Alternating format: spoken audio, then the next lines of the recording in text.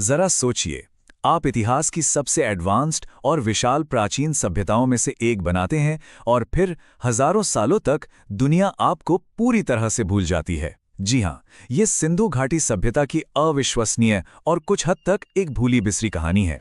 तो हमारी कहानी शुरू होती है 1850 के दशक में, ब्रिटिश राज के दौरान। इंजीनियर कराची से लाहौर तक एक बहुत बड़ी रेलवे लाइन बिछा रहे थे। तभी उन्हें जमीन के नीचे कुछ ऐसा मिला जो इतिहास को हमेशा के लिए बदलने वाला था। उन्हें मिले लाखों की तादाद में एकदम परफेक्टली बनी हुई, अच्छी तरह से पकी हुई प्राचीन ईंटें। उस वक्त उन्हें इसकी असली कीमत का अंदाजा ही नहीं था। उन्होंने सोचा ये बस कोई पुराना भूला हुआ खजाना है और रेलवे लाइन के नीचे बिठाने के लिए उन लाखों ईंटों का इस्तेमाल कर लिया। उन्हें इस बात का जरा सा भी एहसास नहीं था कि वे असल में दुनिया के कुछ सबसे पहले और सबसे बड़े प्लैन्ड शहरों की नींव उखाड़ रहे थे।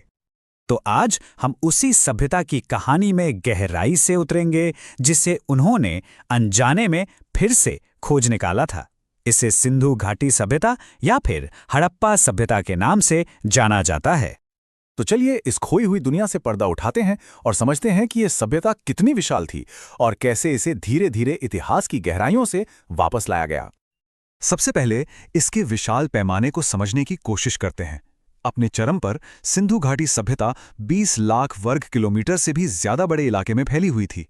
ये एक चौंका देने वाला आंकड़ा है, खासकर जब हम उस जमाने की बात कर रहे हैं। इसको ठीक से समझने के लिए जरा प्राचीन मिस्र और मेसोपोटामिया के बारे में सोचिए। वो दो महान सभ्यताएं जिन्हें हम सब जानते हैं। अब उन दोनों को मिला दीजिए तो भी सिंधु घाटी सभ्यता उनसे कहीं ज्यादा बड़ी थी। ये सचमुच अपने समय की दुनिया की सबसे बड़ी सभ्यता थी। अच्छा, तो ये खोई हुई दुनिया सामने आई कैसे? इसकी फिर से खोज की कहानी धीरे धीरे खुली। पहली झलक 1826 में चार्ल्स मेसन नाम के एक अफसर को मिली। फिर 1856 में रेलवे इंजीनियरों को वो मशहूर ईंटें मिली। लेकिन असली कामयाबी मिली 1920 के दशक में, जब पुरातत्वविदों ने 1921 में हड़प्पा और फिर 1922 में मोहनजोदड़ो में सिस्टमैटिक खुदाई शुरू की। परत दर परत एक पूरी की पूरी भूली हुई दुनिया सामने आ रही थी।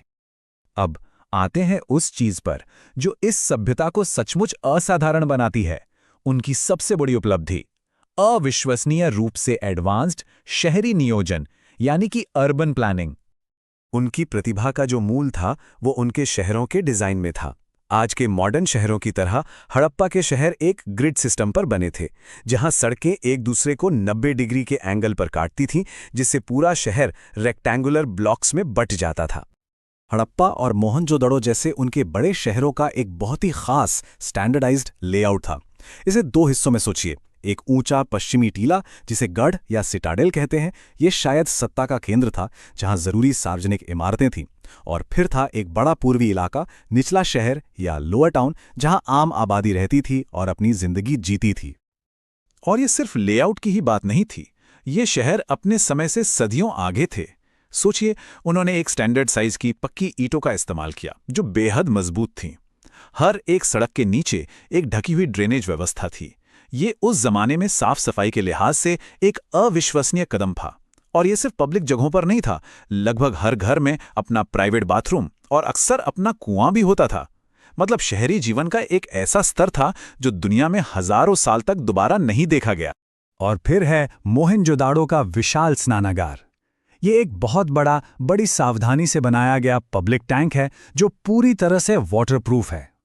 माना जाता है कि यह सिर्फ तैरने के लिए नहीं था, बल्कि एक महत्वपूर्ण धार्मिक स्थल था जो शायद रस्मों रिवाज और शुद्धिकरण के लिए इस्तेमाल होता था, कुछ वैसे ही जैसे आज भारत में पवित्र सरोवरों का इस्तेमाल होता है।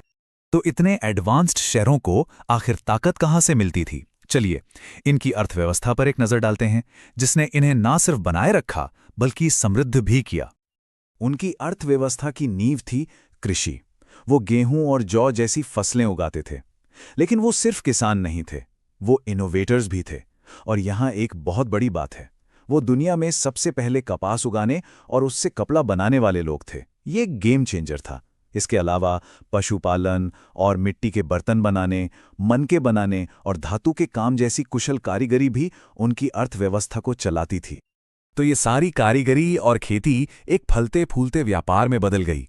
वे अपने विश्व प्रसिद्ध सूती कपड़े, सुंदर मिट्टी के बर्तन और जटिल मनके जैसी चीजें एक्सपोर्ट करते थे।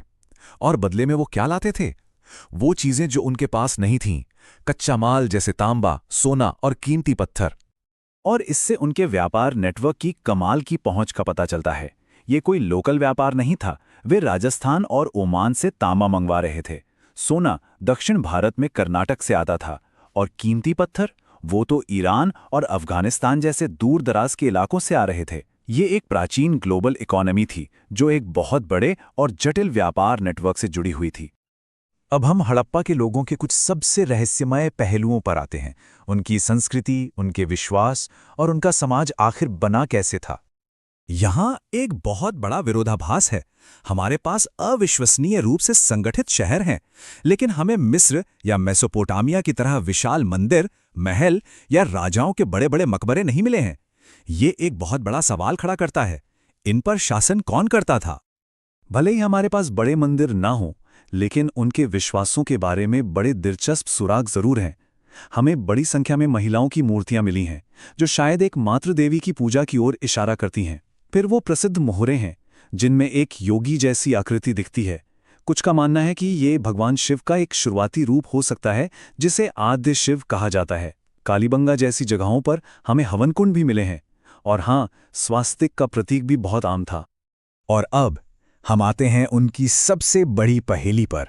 हड़प्पा के लोगों के पास लिखने का एक सिस्टम था, जो हजारों पत्थर की मोहरों पर खुदा हुआ है, लेकिन आज तक कोई भी इसे पढ़ नहीं पाया है। ये सबसे बड़ी रुकावटों में से एक है, जो हमें उन्हें पूरी तरह समझने से रोकती है। उन प्रतीकों में क्या रहस्यबंध है? क्या वे राजाओं के नाम हैं, धार्मिक भजन हैं या व्यापार का हिसाब किताब? हम बस नहीं जानते। और ये हमें आखिरी और शायद सबसे बड़े रहस्य तक ले आता है। ये महान सभ्यता आखिर गायब क्यों और कैसे हो गई? तो आखिर हुआ क्या? लगभग 1900 ईसा पूर्व के आसपास ये महान सभ्यता ढलान की ओर बढ़ने लगी। और सच तो ये है कि कोई भी निश्चित रूप से नहीं जानता कि ऐसा क्यों हुआ। क्या ये एक विनाशकारी बाढ़ थी? क्या जलवायु परिवर्तन ने उनकी नदियों को सुखा दिया? क्या कोई बाहरी आक्रमण हुआ था? या शायद मलेरिया जैसी कोई भयानक महामारी फैल गई थी? सबसे ज्यादा संभावना यही है कि ये इन सभी चीजों का एक घातक मिश्रण था। और इस तरह हम एक ऐसे रहस्य के साथ रह जाते हैं जिसका कोई अंत नहीं। एक सभ्यता जो अपने समय की सबसे बड़ी थी,